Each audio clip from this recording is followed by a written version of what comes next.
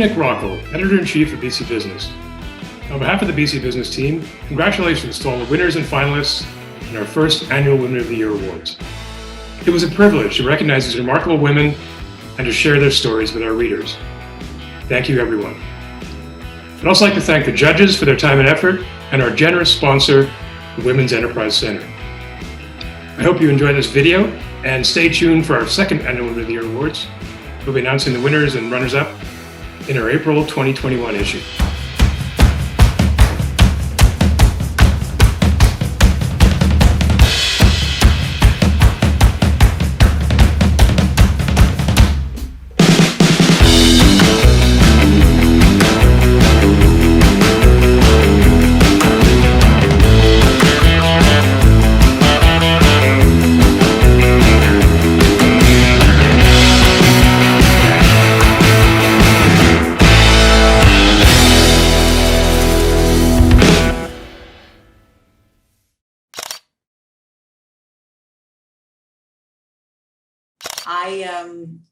I make drinks. I'm in the drinks business. So I've worked in beverage for, 20 years as a sommelier and as a mixologist and as a bartender and as all kinds of areas of drink making. And I have a background in not only distilling and sommelier and that kind of thing, but also plants and herbal medicine.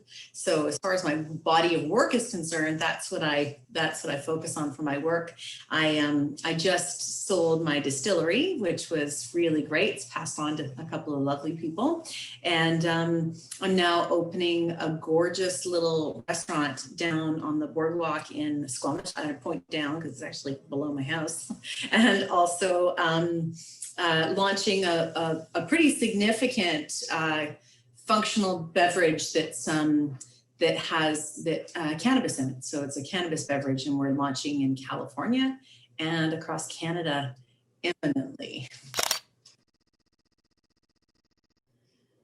Building community is not only important to me, but it is crucial.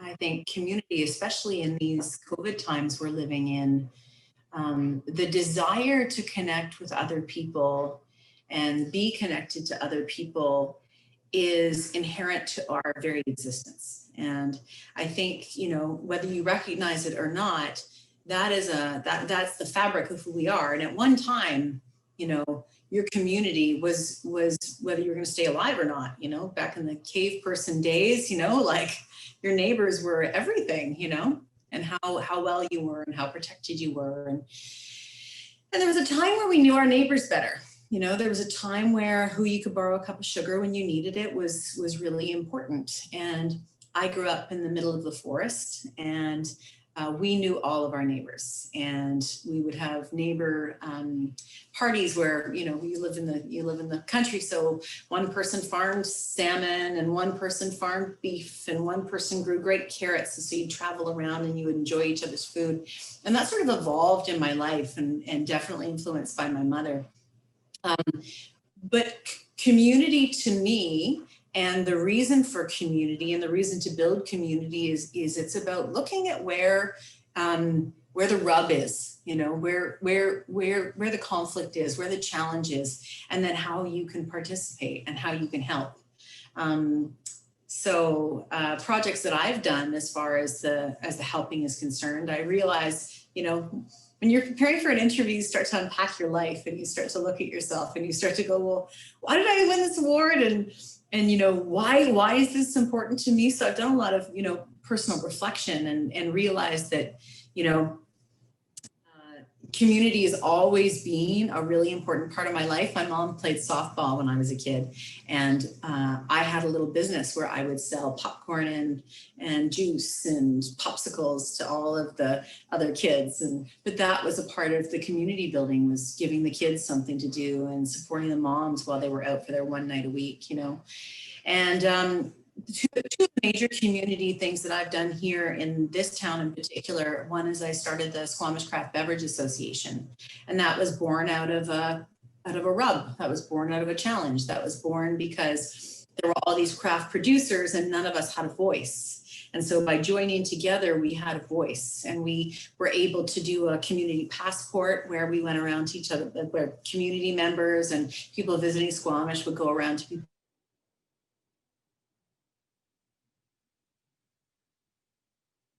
voice when dealing with, the province or the municipality or the district. And then a little over a year ago now, I started a food co-op, like a grocery food co-op, and focusing on affordable fruits and vegetables, because I get tired of hearing people complain about things, especially when it's something that we have power over or we can change. And so, on a lot of the forums, like local women were like, oh, celery is so expensive, and why is it more expensive here than it is anywhere else? But no one ever did anything about it. I was like, okay, let's just work together and let's just try to solve this problem. So I started a food co-op where we would group buy fruits and vegetables, and then everyone would get a share. And so I got busy, running my business, taking over the world in a good way. And so it's still going to this day. There's an incredible group of women who run it, and it's this incredible contribution to community. And I often think about what Margaret Mead said, never doubt that a small group of people can change the world. In fact, it's the only thing that ever has. And but that's how I feel about community and the world, especially right now.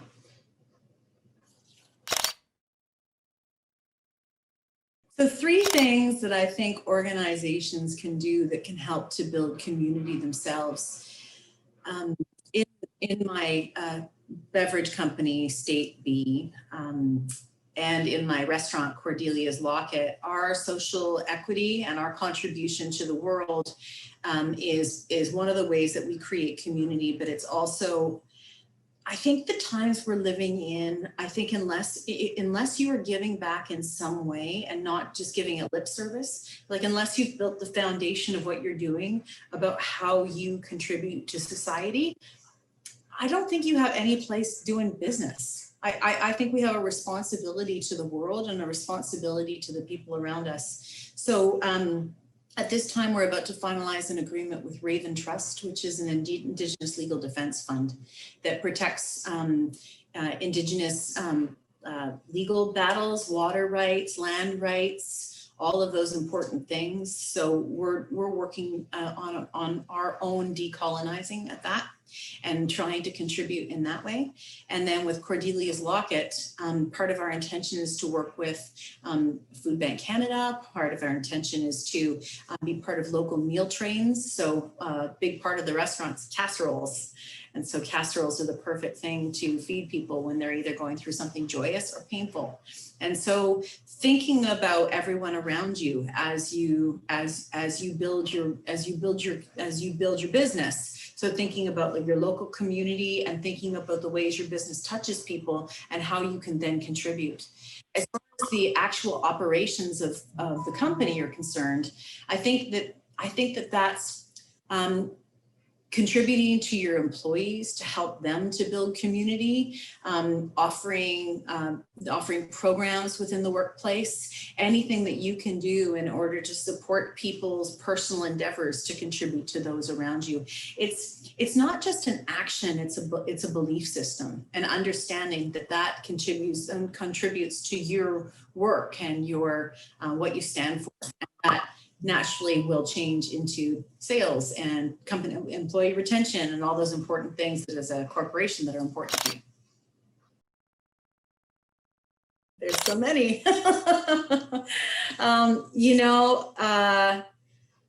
As far as my business is concerned, I think it was the pivot. It was looking at how the world was changing and having an eye on that and making a decision to change. I loved the booze business and I love cocktail making, and I had a great time. But part of me really started to look at the world and realize that not that we don't love to have a cocktail, it's just that the world was summoning something else. The world was needing something else. And so making functional beverages that are about wellness and health and about perhaps curbing the heavy drinking of the pandemic, that became more important to me.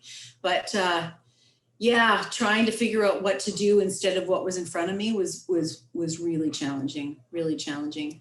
And on a personal level, you know, I would have to say that this year has been unbelievably challenging, but something inside me, I feel stronger than I've ever felt, you know. As a single mom and recovering from a chronic illness, you know, and sort of, you know, being away from people and also launching a brand. I mean, that's not easy stuff, but you know, sometimes you really have to dig deep and you have to summon the strength of your ancestors, and you have to summon all that strength inside yourself to tell yourself that you can do it. And I would say that on a personal level and a professional level, those are probably two of the major challenges.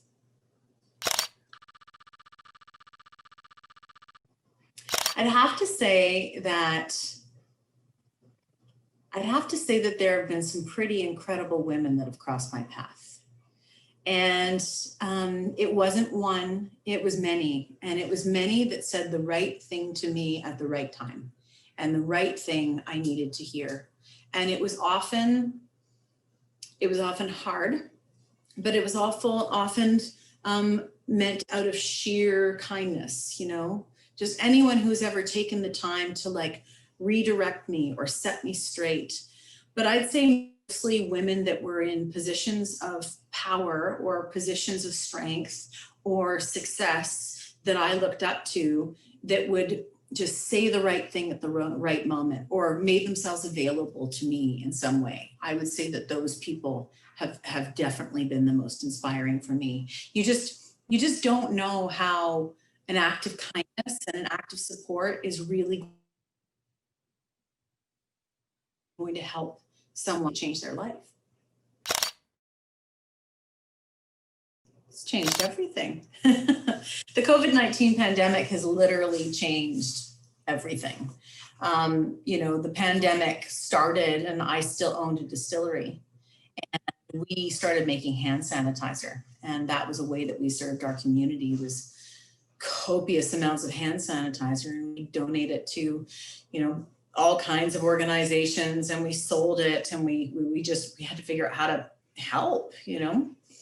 And then to sell a business during a pandemic, that was an interesting exchange, and get everybody up and going there, you know, during this time. And then, you know, I had this vision of what it was going to be like to launch an international beverage brand that, you know, I'd be traveling. Like I look at the pro formas, there's like travel. I guess we don't need that. So, you know, travel or going to an office or going to in-person meetings and all that stuff, that's all completely changed. So you have to have a good Zoom face, that's for sure. And you have to know how to structure your day. You have to understand, you know, how do I, you know, I have a lot of lovely blouses and I wear sweatpants all the time. You know, my outfits have changed. And also, you know, deciding to launch another business from within the pandemic was a wild choice. It wasn't something I expected. And also not a hospitality business when so many of my peers are closing shops, closing down. But we saw a great opportunity, and launching an opportunity in time where you can actually structure it in such a way that you're doing it in the pandemic. So you know, structuring a restaurant with far less seats, with COVID protocols in place, but then having really interesting takeout programs, gift box programs, retail programs, frozen foods, like looking at the trends and how to respond to those. And I think that's a really interesting thing that people are doing nowadays, is they're looking at what people are craving, you know, what people are wanting, how are people living, and they're responding to that. And, you know, it's a difficult time for many entrepreneurs, and I don't want to sweep that under the rug at all. It's a heartbreaking time for many people. And there's also a lot of opportunity right now. If I could change one thing about the world, I would start to put the planet, to start to prioritize the well-being of the planet. And that prioritizing the well-being of the planet, once we start to consider our place on the earth, and once we start to consider the health and the well-being and the symbiotic relationship that we have with the water and the trees and our consumption and how we live, I think if you live in a way that you're considering the well-being of the planet, you start to actually be a better person. And because, you know, if you're considering the life cycle and the cycle of everything, I can't help but think that you will become a better person because you live in your heart. You know, if you can start to live in your heart and consider all of those things having to do with this beautiful place that we live, I think that really changes us as a humanity. It makes us more considerate, it makes us more kind, it makes us more conscious. As a society, how can we encourage more women to become leaders? Well, first and foremost, fund them more. I forget the statistic, but women-led businesses it's astronomical. I don't quote me on it, won't quote me on it, but I think it's like women get funded 7% of the available capital or something insane. And also, you know, when you're pitching as a woman, there's this natural tendency for anyone you're pitching to talk to you about the ways that you're going to retain your business or protect yourself, or, you know, like all of the negative thinking. But and this is a gender bias and it's on a TED Talk, and then when a man is pitching, it's like, oh, well, how are you going to crush these numbers and how are you going to sell more stuff every year? It's like women are treated completely differently as business people and entrepreneurs. So I'd say number one is give them more money. Women crush it in business. Women can multitask, if in a slightly more superior way sometimes. Women are great multitaskers. Women know how to nurture people. Women are great team builders. I can't say enough about the women leaders that I am surrounded by right now. One of the other things I think is happening during the pandemic is that we've learned that women are capable of working from home. And so the choice between being a really present mother and being a businesswoman, we can do it all. I can speak for my director of operations. She does it all every single day. So I think we need to stop giving lip service to all the grants and the funding that is available, because it's not. That's actually not. There's actually not very much of it. And the people holding the purses, the angels, the super angels, the VCs, they need to start very seriously considering women when they come to the table, and they need to take chances on women-led companies. And we have to have more training for women. We have to provide more mentorship, and we have to provide far more opportunities for women to get the training and let them feel confident. You know, as I stepped into a CEO role, I was like, oh, I got this. I've done this many times in my whole life. You just have to realize that you have the skills, and we have to encourage women to realize that in themselves. What advice do I have for women who are just starting out in business? Well, I would say try to get into any kind of incubator, accelerator, finding a mentor. I mean, if you're looking to be a founder and a CEO and run a company, there's a lot of stuff you're going to need to learn. You know, maybe, you know, a couple of years ago, I didn't know what a cap table was. I didn't know what a pro forma was. I didn't know what a strategy session was. You know, like that was all like, I didn't understand any of that. But once you start to sort of be in these programs and start to learn from people, it's that we have to provide those opportunities for women to be able to do that. The other thing is trust your gut. You know, like, I can't tell you, my team always reminds me, like there were a few times along this recent journey with growing State B and Brujera Elixirs, as I just kind of went with someone's advice and didn't trust my gut. It's always disastrous. The thing is, you know what you're doing, you know your business. And if you don't, you hire people that you can trust to do that. But as soon as outside sources, there's a lot of noise. And as soon as you start listening to that noise and let it guide you, never a good thing. I am just really excited. I was up in the Soyuz last week and working with Bev Canna to, put our product in cans for the first time. And there's a picture of me about to drop this bag of botanicals into this vat. And I look about 3 years old, you know, just like so exuberantly excited and trying to hold it together like, oh, I'm a boss, you know, and at the same time, my 3-year-old was freaking out. So I'm thrilled about the restaurant project that we're opening. We are looking at revolutionizing hospitality, especially where women are concerned. And I am so excited about the launch B of State B Beverage Company. We're literally about to put things in cans in California and Canada. And it is a beverage that I think could potentially change our ability to perform and change human consciousness.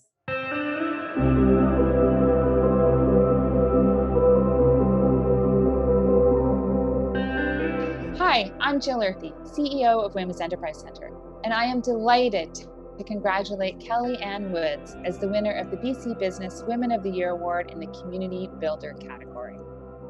At Women's Enterprise Centre, we support women entrepreneurs all over BC with integrated services and capital as they start, lead, and grow their businesses. We know that community plays an integral role in many women's businesses, and Kelly Ann is a strong example of that.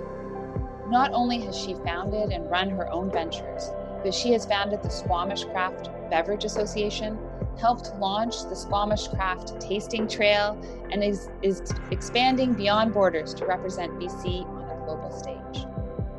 I have had the pleasure of connecting with Kelly Ann over the past few years, and I have been amazed by her persistence, her creative spirit, and her ability to connect people and opportunities through collaboration. Thank you to BC Business Magazine and the Women of the Year sponsors for recognizing Kelly Ann Woods with the Community Builder Award.